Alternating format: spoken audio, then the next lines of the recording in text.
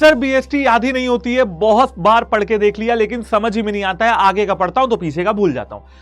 अब बच्चों अगर आप लोग इस प्रॉब्लम को फेस कर रहे हैं अभी भी, तो देखिए कुछ ऐसी चीजें हैं जिनको फॉलो करके शायद आप इस प्रॉब्लम से बच पाएंगे। सबसे पहला, बीएसटी याद करने की कोशिश ही नहीं करनी है, बीएसटी को समझने की कोशिश करनी है। देखिए बीएसटी के जितने भी चैप्टर्स हैं वो आपकी रियल लाइफ से रिलेटेड हैं।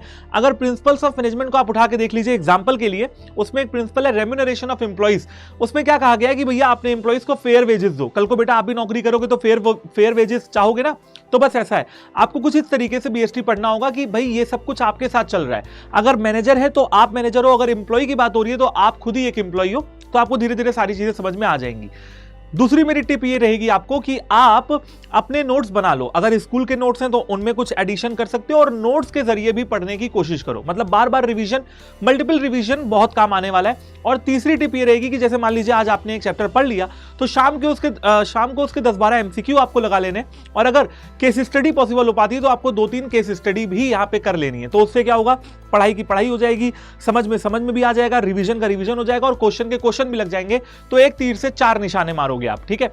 तो कुछ इस तरीके से आप बीएसटी को याद कर सकते हो। ये टिप्स आपके लिए बहुत काम आने वाली है, शॉर्ट को सेव करके रख लो।